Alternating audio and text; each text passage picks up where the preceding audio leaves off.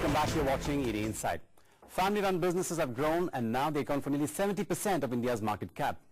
But as businesses get bigger, the task of ensuring that they get better too becomes tougher. So is the debate over ownership versus management even more urgent today? Geeta Perumal answers that question. Yes, it is more relevant and it throws up many issues.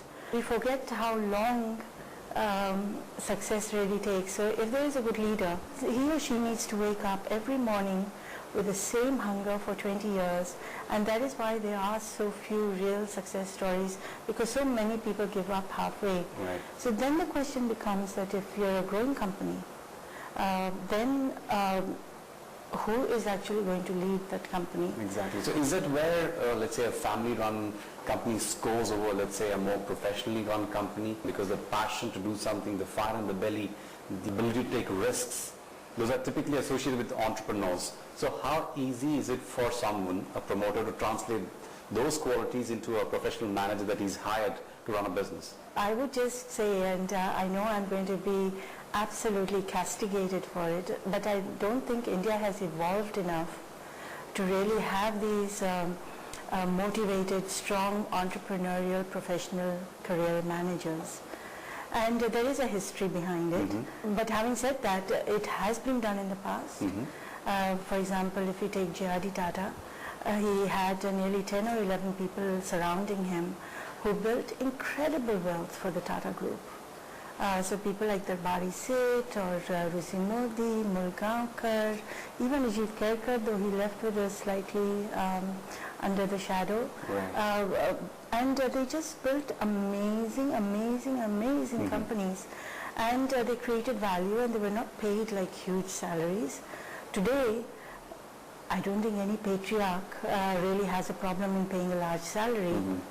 A $1 million salary is quite common. Right. So then the question becomes that why is it in India, is this question really raised? Mm-hmm. I mean, I was speaking to a HR company and they said that in the whole of India, 1.2 billion people, there are less than 300 really entrepreneurial CEOs. If you look at the new generation that's coming within these business families, a lot of them, have MBAs. They worked abroad, they've worked with some of the top line firms, and it's after that that they come back to their business family.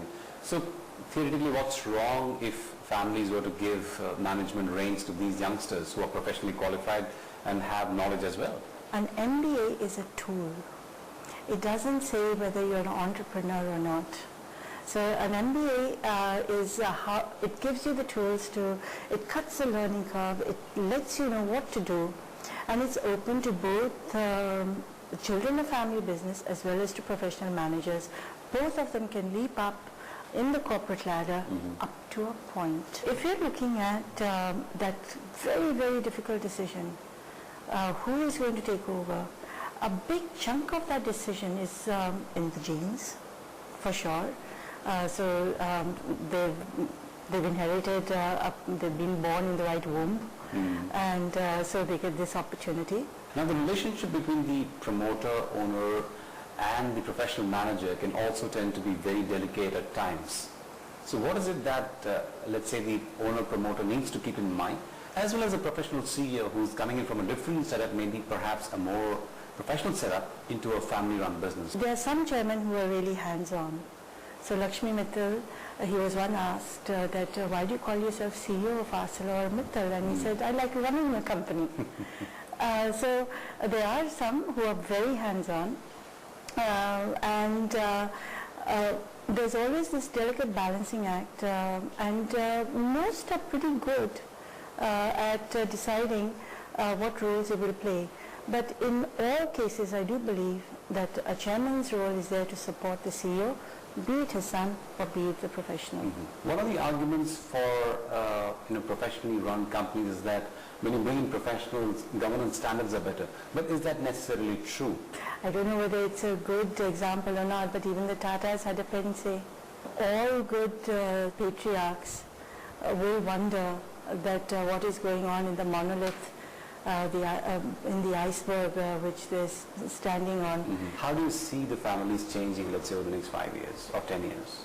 I actually see a very large number, meaning thousands, of young people, first generation entrepreneurs, and really see the birth of a vast number of really exciting companies. I do see that.